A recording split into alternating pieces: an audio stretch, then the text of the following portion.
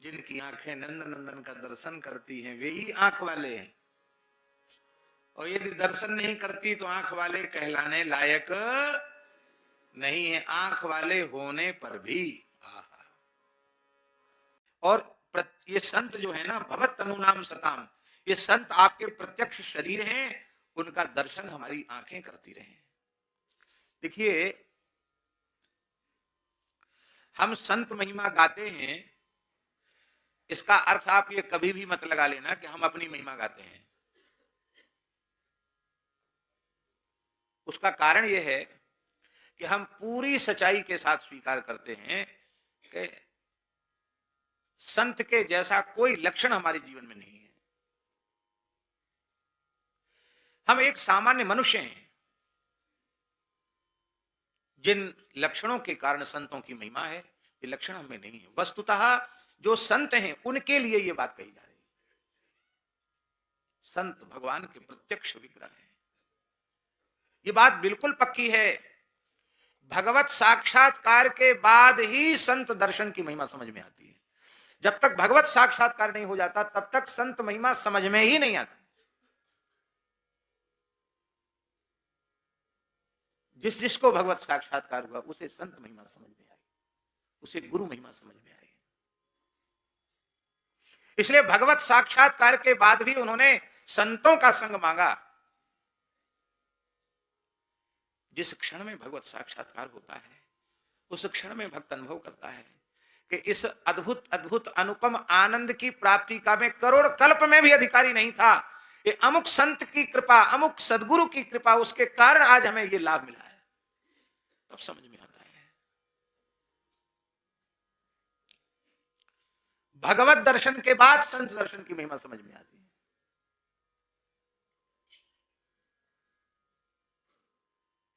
आप लोगों में से कुछ लोग होंगे, भोगला आश्रम में परम श्रद्धेय पूज्य गुरुदेव आचार्य श्री कृपा शंकर जी महाराज की कथा हुई थी। आपने श्रवण किया? आपने श्रवण किया? उस समय आचार्य जी ने कहा था कि जिस जिसको भगवत साक्षात्कार हुआ उसको संत महिमा का ज्ञान हुआ।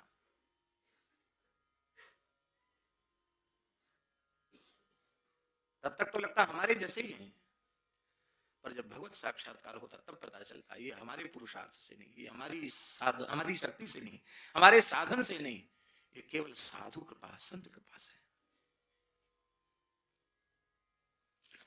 भगवत दर्शन का फल भी संत दर्शन है। महर्षि भरद्वाज जी ने क्या कहा कि हे भगवान, निष्काम भाव से हमने जितने साधन किए थे उसका फल मिला हमको। लखन राम सिय दर्शन पावा, श्री राम लक्ष्मण जानकी जी का दर्शन हो गया। अब हम सोच रहे थे कि हमारे सब साधनों का फल तो श्री राम लक्ष्मण जानकी जी का दर्शन, रघुनाथ जी का दर्शन है। रघुनाथ जी के दर्शन का फल क्या है? तो क्या कहा, ते ही कर फल उन्हीं दरस तुम्हारा, सहित प्रयाग सुभाग हमारा, सहित प्रयाग। राम जी के दर्शन का फल है प्रेम मूर्ति श्री भरतलाल जी का दर्शन।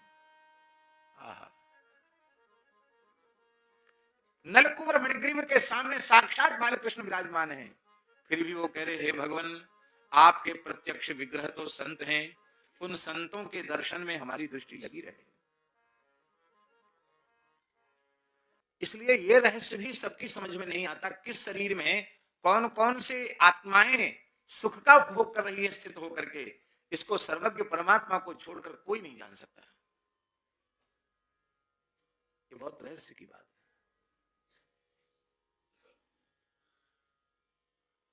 कई बार पंडित जी महाराज, गिरिराज जी वाले पंडित जी महाराज भाव बेलो के कहते, ये तो खबर ना है, ये आत्मा कौन ते लोग ते आई है, ऐसे कहते थे कई पंडित जी।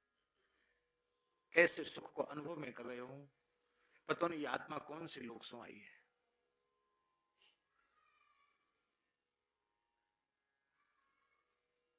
अरे इतने देवी देवता हमारे शरीर पर ही रह करके उपभोग कर रहे हैं कि नहीं? ज्ञानेन्द्रिय कर्मेंद्रिय के अधिष्ठात्री देवता हैं कि नहीं? वो हमारी इंद्रियों पर बैठे हैं कि नहीं? जब वो बैठकर उपभोग कर सकते हैं तो अन्य कोई आत्माएं आकर उपभोग नहीं कर सकती हैं क्या?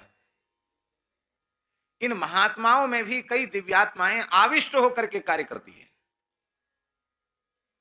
वो अपने नित्य धाम में भी नित्य रूप में रहते हैं और यहां भी एक अंश से प्रकट होकर के लीला कर सकते हैं।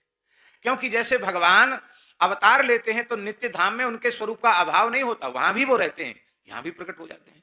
ऐसे ही भगवान के नित्य मुक्त भक्त भगवान के नित्य धाम में भी स्थित रहते हैं और भगवत संकल्प से यहां भी अवतार ले लेते हैं। जैसे हम उदाहरण दें आपको, महर्षि वाल्मीकि जी नित्य साकेत में विराजमान है, वहां भी उनकी स्थिति है और उनकी ब्रह्मलोक में भी स्थिति है। वो कोई कर्म बंधन में पड़े हुए नहीं है। और वे ही महर्षि वाल्मीकि भविष्य पुराण के अनुसार वाल्मीकि तुलसीदास कलौ खलु भविष्यति, वो तुलसीदासी के रूप में प्रकट हो जाते हैं। और वो महर्षि वाल्मीकि मूल में कौन है? ब्रह्मा जी हैं। तो ब्रह्मा जी के रूप में भी ब्रह्मलोक में विराजमान है, वाल्मीकि के रूप में नित्य गोलोक में विराजमान, नित्य साकेत में विराजमान है, और फिर तुलसीदास जी के रूप में धराधाम पर भी आए। तो नाभाजी भी ब्रह्मा जी के अवतार हैं, तो एक अंश से उस रूप में भी आए। तो एक साथ अनेक रूप धारण करके भगवान के भक्त लीला कर सकते हैं। आप चरित्र उठा करके देखें तो नारद जी के कितने अंश हैं भक्ति काल में, सुखदेव जी के कितने अंश हैं। अब देखिए, साक्षात सुखदेव जी तो सुखदेव जी हैं ही। हमारे यहाँ रामानंद संप्रदाय में जगतगुरु श्री रामानंदाचार्य जी के द्वादश शिष्यों में श्री स्वामी गालवानंदाचार्य जी को साक्षात सुखदेव जी माना जाता है, साक्षात सुखदेव जी। तो जैसे भगवान अनंत रूपों में लीला कर सकते हैं, ऐसे भगवत स्वरूप आचार्य भी भक्ति रस का आस्वादन करने के लिए अनंत रूपों में प्रकट होकर के लीला कर सकते हैं। अब देखो, सुखदेव जी रूप में हैं और निकुंज में सुख सखी के रूप में हैं कि नहीं? सुख सखी के रूप में भी हैं। सर्वविध भगवान की सेवा मुक्तात्मा करते हैं। ठाकुर जी को जब जिस लीला की आवश्यकता होती है उसके अनुरूप भी अपने स्वरूप को प्रकट कर देते हैं। महाराज जी, यहां तक वर्णन मिलता है कि भगवान के नित्य धाम में भगवान के मन में जल विहार की इच्छा होती है तो उनके नित्य मुक्त भक्त ही जल बन जाते हैं। क्यों? प्रकृति का जल वहां नहीं है, वो जल बन जाते हैं, वे खुद सरोवर बन जाते हैं, वे खुद घाट बन जाते हैं, वो स्वयं नौका बन जाते हैं और स्वयं मल्लाह भी बन जाते हैं। प्रिया प्रीतम की बयार करने वाले शीतल मंद सुगंधित पवन भी खुद ही बन जाते हैं, वृक्ष भी खुद बन जाते हैं, लता पता भी खुद बन जाते हैं, अकेले ही स्वयं। वस्त्र भी खुद बन जाते हैं, आभूषण भी स्वयं बन जाते हैं, रथ भी खुद बन जाते हैं, घोड़े भी खुद बन जाते हैं, लगाम भी खुद ही बन जाते हैं। वहां कोई प्रकृति की चीज है ही नहीं। सब मुक्तात्माओं को ही भगवान अपनी सेवा का सौभाग्य प्रदान कर रहे हैं। वो एक एक मुक्तात्मा अनेक अनेक रूप धारण करके भगवान की सेवा में प्रस्तुत है। इसलिए इसमें कोई शंका संदेह की बात नहीं, सब कुछ ठीक है, सब बढ़िया है। बोलो भक्तवत्सल भगवान की जय जय श्री राधे। तो एक कथा और भी आती है कि दशरथ जी के एक भाई थे, क्या नाम था उनका? वीरसेन जी। वीरसेन जी दशरथ जी के कुटुंब के भाई लगते थे, उनके भाई ही थे दशरथ जी के अयोध्या जी में। तो राम जी के चाचा जी हुए और उनकी पत्नी का नाम था रत्नमाला। तो एक बार वीरसेन जी रत्नमाला जी के सहित श्री दशरथ जी के महल में पधारे। तो उपवन में बगीचे में दशरथ जी श्री रघुनाथ जी को अपनी अंक में छाती से लगा करके और वस्त्र ओढ़े हुए विचर रहे थे।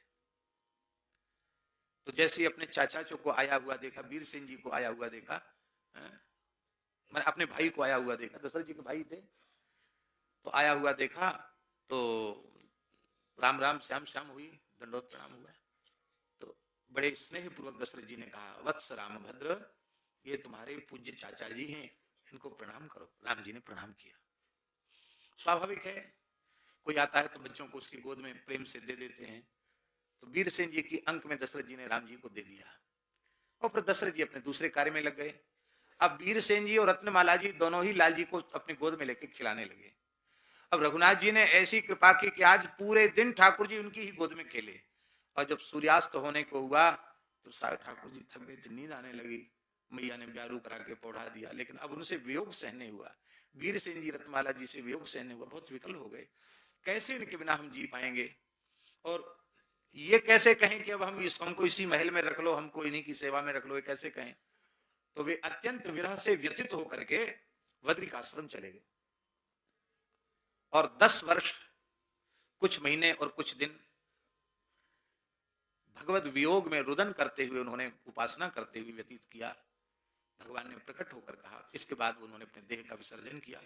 भगवान ने कहा, चिंता मत करो, जितने समय तक तुमने हमारे विरह का अनुभव किया है उतने समय तक हम तुम्हें वात्सल्य सुख प्रदान करेंगे।